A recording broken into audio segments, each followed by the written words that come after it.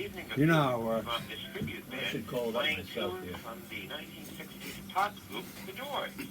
Tickets call 726-9873. And Sunday, February 9th at 1:30, the Museum of Work and Culture here in Woonsocket is hosting a presentation on the history of the Newport Jazz Festival. Join music journalist Rick Massimo as he talks about the 60-plus years of this legendary, world-renowned summertime music event. For details, call the museum at 769-9675.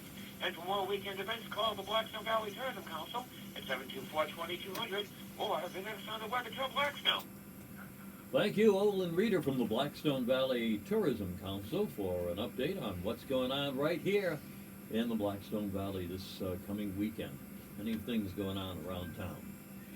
And good morning to you. It's time for our focus on business again here on WNRI. From time to time, we sit down with business owners, managers, executives, and so forth, and talk about what their business is, what they do, and how they do it, and how long they've been doing it, so on and so forth. And today, returning to our studios is John Nagel, who is the owner-operator of Clean Slate Estate Incorporated. And I think you're out of Chepachet, as I Correct. recall Yes, from our right. last time. John, Yes. Nice having you on the program again. Same. It's nice to see you again as well. All right, what we're going to do is profile this very successful New England business and get an idea of what John does. So I'm going to start the easy way out here and say, tell us what is the business Clean Slate Estate all about? Okay. Well, the biggest thing with Clean Slate Estate is we are that one-stop shopping estate cleanout company compared to your junk removal guys, your companies that might do consignment, to companies that do estate sales, or someone that might just go in and do some downsizing for the homeowner. Now, what makes you different from some other estate liquidators that are out there? What makes your company different? Okay. Well, the biggest thing is what makes us different, again, compared to the estate company. Estate companies just generally go in and try to sell what they can sell, and it's pretty much obvious. So if you have something that's worth $100 and it sells for 20, 30, yeah, okay, great, it's sold. The homeowner really didn't make out, the estate company sold it, but if you have 1,000 things in the house and they only sold 10% of it, you still have 90% of the stuff to get, to take out. With that being said, they're going to charge you a fee to get that out as well if nobody buys it. And what most people don't realize with estate service companies, a lot of them out there don't even have insurance. So you don't have to have insurance, in the state of Rhode Island to do estate sales. So, John, can I ask you how did you get into this business? Did you just see an opportunity, or did you see somebody get burned, and you said, you know what, this is not the way this type of business should be operated? How did it all happen? yeah, sure. Well, again, I've been very fortunate, God bless, that I own 3 companies, and this particular company, how it stemmed from, with my other company, where I'd be at your house and you would be like, hey, John, I'm trying to get rid of this. Do you know anyone, et cetera, et cetera. And that's how the whole thing started to unfold. Or, hey, John, I got this collection of this. Do you know anyone would be interested? And, bada bing, bada boom, and just went right from there. Mm-hmm. Now, if I dial 401-640-9385, and I don't know if you pick up at the other end or a family member does or what, how does that process begin? I say, hey, I'm Roger, and we've got this place, and we want to do something with it. Do you come out and kind of look the place over and talk to me about what your plan is? Because frankly, I don't know how to liquidate my property. Absolutely. So when you call that number, you're going to speak directly to me, only me. And, we have a full crew. So with that being said, I come out there and it's a free estimate to evaluate the entire contents of your home. So again, let's say hypothetically you got 1,000 things in the house. We're going to go room from room, and you're going to tell me what you're keeping, what's going, and if there's any vehicles, boats, motorcycles, all that stuff over and above. So initially, right from the get-go, you're telling me what is in the entire property that needs to be taken care of so you can move on with your life. And when we're done and we close the door, you know that everything is taken care of so the house can go on the market and or rent it or whatever the case may be. Now, John, what about what about my gold and silver? I've got a lot of silver. Let's say silverware. We'll put it that way. Yep. And gold pieces. So I know that that you separate that out and do something with that. What can you offer me? Absolutely. Okay. This is the biggest thing, and it's kind of frustrating, is trying to educate your consumer. Because, let's say hypothetically, most people call me when they, I got furniture, I got this, blah, blah, blah. If you have a small or a large collection of coins, gold, silver, comics, trains, old vintage, not old, antique toys, and you were to bring them to a pawn shop, you're going to get 50 to 60% of the value, period, because they think you're desperate, okay? If you bring it to a coin place, a jewelry place, you're going to get 60 to 70% of the market value because they get all the overhead. So someone like myself, my precious metals license, I sit down and evaluate everything in front of you. I can weigh it, test it. I don't go in the back room, come out 15 minutes later. And I show you today's market value. And then I can calculate based on that, based on whether it be penny weight, troy ounce, whatever the case. Most of the time it's penny weight. And then show you based on that with current market value times how much you have, what you're getting. So right then and there, it's very transparent. And generally, most people make out 5 to 10% more selling the stuff to me than they would going anywhere else. Now, John, you can't be an expert on every topic. I mean, if I have a coin collection, I think you've run across that before. If I have a stamp collection, I think you've run across that before. Yep. But what about those unique collections? Like somebody has a record collection, and they've got some old Elvis Sun record things in there, and so forth, and they know it's valuable. Should they isolate that and go somewhere else, or can you step in and say, hey, I can help you with that unique collection, even though I don't see that all the time? Oh, absolutely. Now, this is another big topic. Like, I just bought a large collection of Walt Disney ceramics. The lady was an avid collector. I mean, avid collector. And when you're doing this, a lot of times people think like, hey, I got something really valuable. I want to get the best of my dollar. So they think auction. Now, all due respect, there's auction companies around here locally. If you bring something or I bring something to auction, and we both know you and I can both sell for $1,000. Don't even hesitate about, trying to sell for $1,000. If it goes to auction, what people don't understand is auction companies want that kind of stuff because they know it's a quick sell. They're going to get the buyer's seller's fee off of it. Okay. Sometimes they buy it for themselves, and then they sell it on top of that, and they make a profit. And then sometimes it's just the buyer seller's fee. So with that being said, is if you bring it to a local auction company and say it's worth $1,000 and it only sells for $500, you lost out. Okay, so that's how the auction companies work. Ideal if you have something truly valuable, like if you're talking about a collection, you got some things in there that are worth $15, $20, $50, $60, $70,000. I deal with the high-end auction companies. We're talking Heritage, we're talking Sotheby's, we're talking Christie's. So if you can sell something now for $3,000 to $4,000 that converted for $1,000, what can you do with a couple $1,000 more, Roger? Oh, I could you'd be my hero, Yeah. John. You would be my hero. If you're just joining us, the gentleman I'm talking with is John Daigle, and we're talking about his business, Clean Slate Estate. Yep. And so I'm going to talk about another special collection. And I met this gentleman, and he was telling me that back in the late 20s and 30s and so forth, when you bought a new car, and I'm going to give you a specific, a 1932 Pontiac Chief, and what happens is that when you bought that new car out of the showroom, you could, as an option, it wouldn't cost you much, you could get a nice toy pedal car with it. And it looked exactly like the 1932 Pontiac Chief. And I'm told that they're all over the country, but they're worth crazy amounts of money. Now, here's to me the ethical question. Hey, we've got John Nagel in the studio.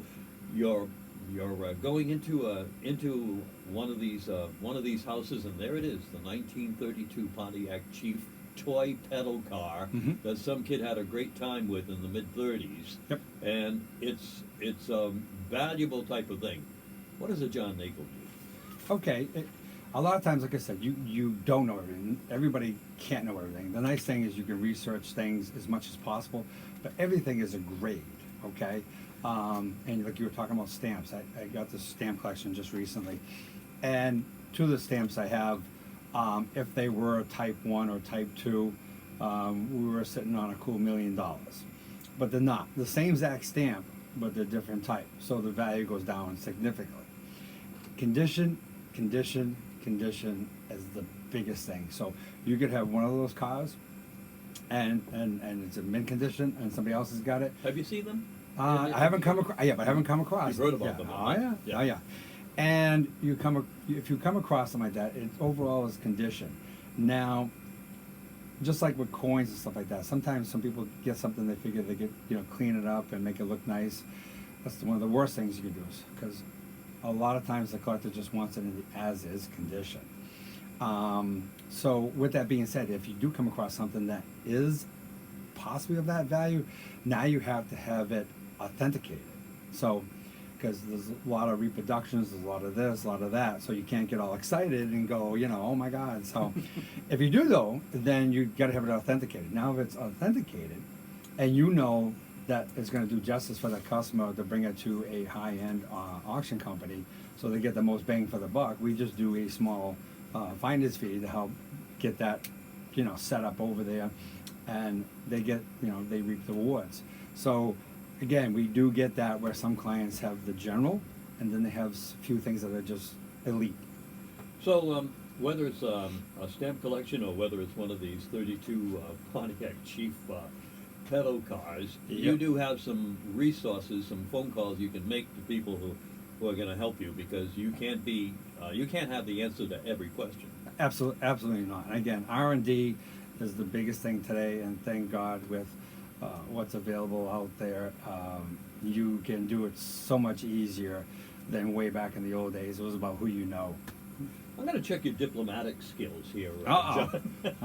So what happens is that, isn't it great that you have a stamp collection that's worth a lot of money, or some other collection that is, and then there's a homeowner who has a collection of stuff that isn't worth anything. They've paid big money for it over the years. I can think of a couple of people who bought the stuff as it was coming out, and they were absolutely assured that 30 years from now they had a fortune on their hands. What does John Nagel do when you have to kind of deflate the balloon? Okay. A fine example is the one we looked at yesterday. It is a huge farm, and if this works down, the customer wants us to do it. It's going to take us 4 or 5 days to do the clean out. Most of the time it takes us 1 day to do it. But anyways, they have a lot of stuff, various stuff that they paid X amount for back in the day. And whether it be furniture, small collectibles, the collectible industry has just tanked in so many facets. And with that being said, most collectors, when you try to educate the consumer, they don't really care as much as the item you have. They care about the box, and if the box, if it's unopened, then this is the holy grail. So it's sad, but if you educate the customer and you show them, because again, a lot of people get this, oh, I saw it on eBay or whatever, or I saw it on American Pickers, there you go. With that being said, like I saw it for this, listed for this, is like, Raj, I could take your coffee cup right now and put it on eBay for $10 million, and you can say, look, I see one for $10 million. It's what it's actually sold for, and you can research that, and you can show that to the consumer, so you keep it very transparent, so it educates you right away, like, oh, I thought I had something, but I don't, because he showed me. All right, that valuable item and that invaluable item. Yep. There must be some disappointed faces once you say this. I'm so sorry to say that this doesn't quite have the value that maybe you associated with it. Absolutely, we do get that, but most of the time, I'm going to say at least 75% of the time, the people get it. They get it, you know. Yes, what was valuable to them, they realize is not as valuable to the rest of the Oh, world. absolutely, absolutely. John Nago, Clean Slate Estate. I have a question here. Yep. We've been talking about going inside somebody's house and removing personal property items and so forth. Do you take any interest in the real estate itself? So here you are.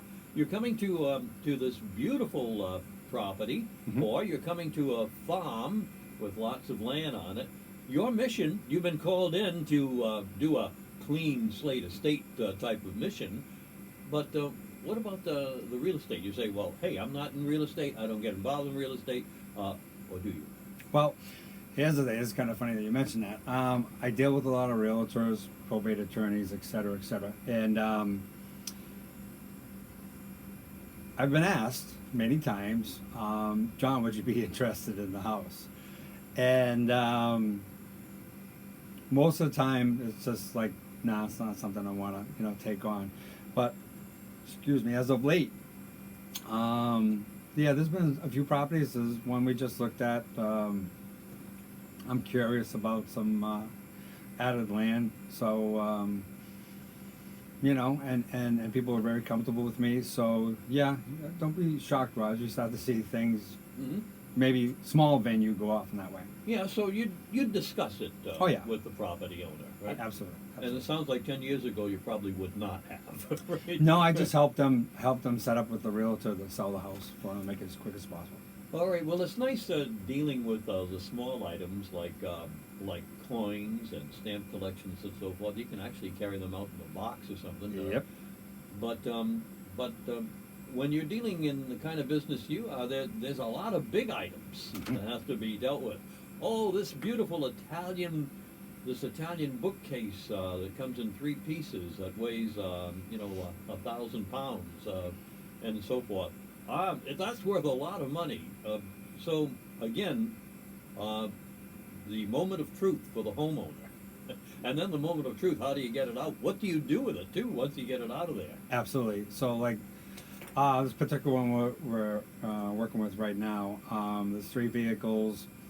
There is a RV trailer, a regular trailer, 2 tractors, an old MG. I mean, there's just lots of large stuff. And just something quickly with that. Some of it sounds valuable. Yeah, just something like that. You could bring it. Some people think, oh, I'm going to bring it to CarMax. I'm going to bring it to what's the other guys that deliver or whatever.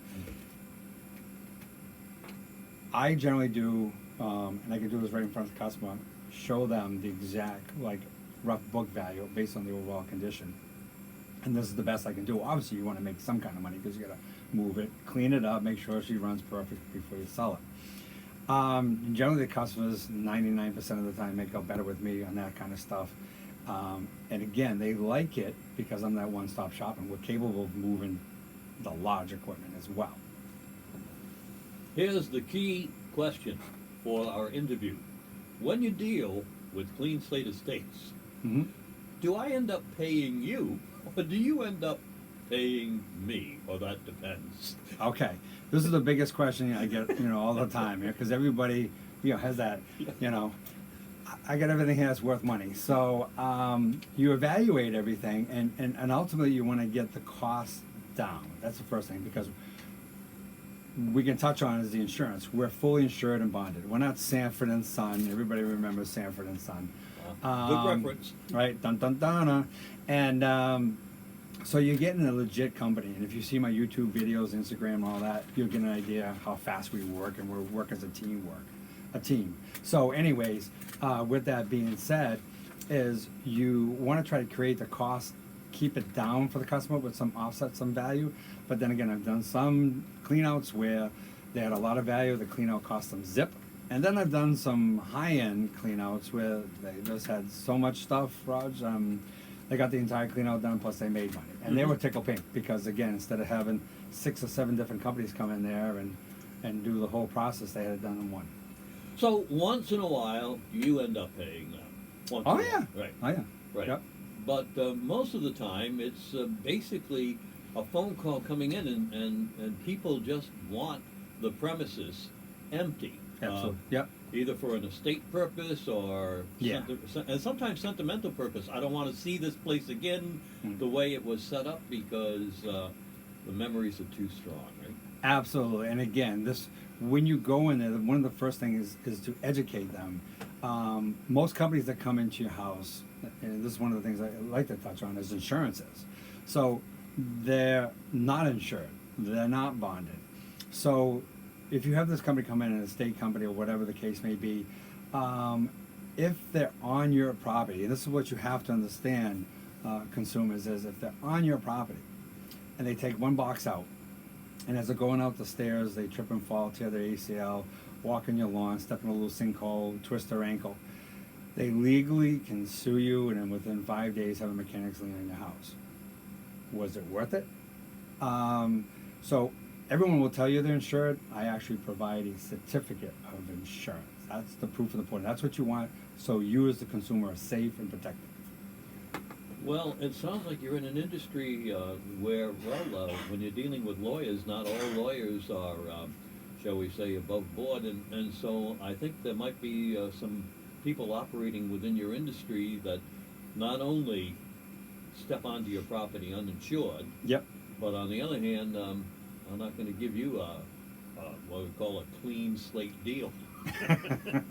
Well, that's the thing, and it's tough. I mean, if everyone just stays legit, and you have other companies, because business is a business. It's not about one business controlling everything, but you as a consumer want to protect yourself, because that's how I came up with this company name, was to close this chapter in your life and start a clean slate with Clean Slate Estate Incorporated. So, with that being said, the homeowner does not want to have any added issues come up and arise because of the emotional strain they're going through right now with cleaning the house out.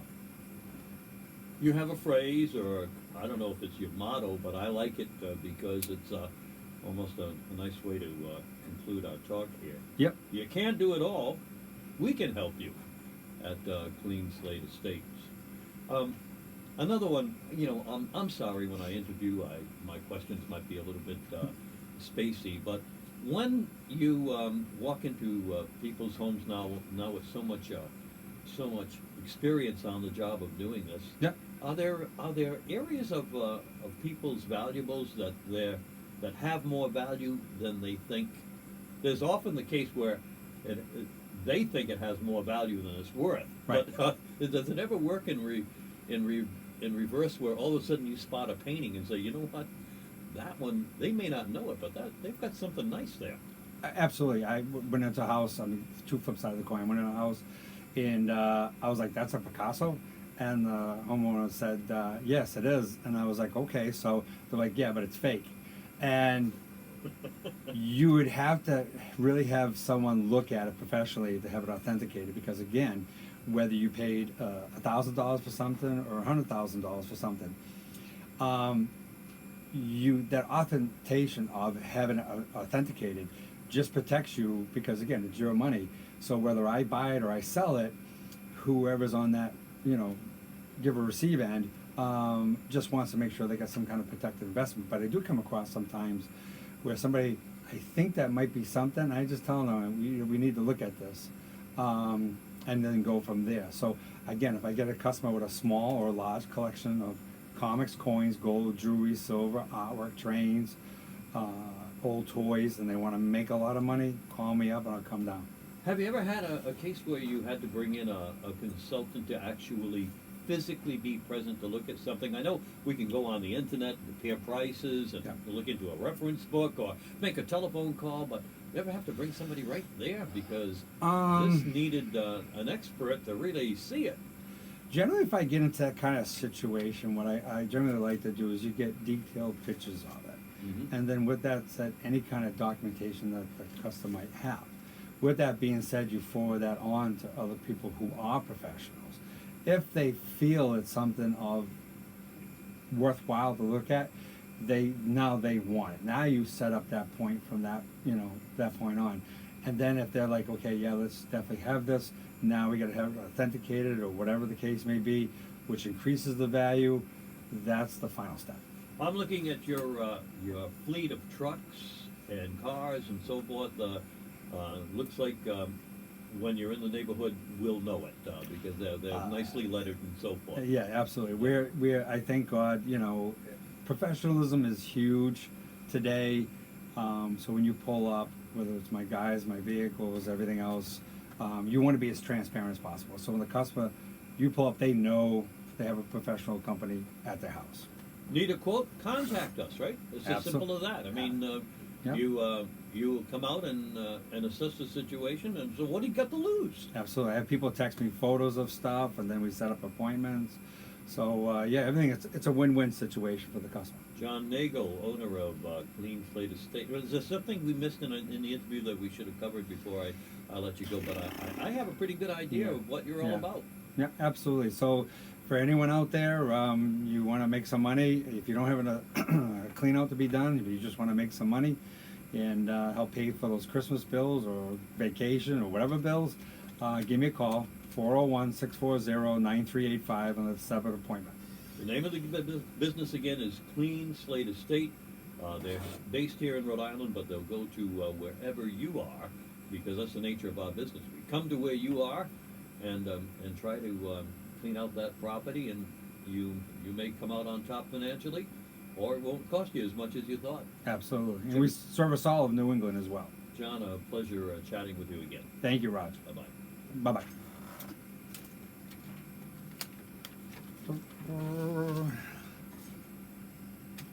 Looking for something to do this weekend? Okay. Why not check Kill out that. That went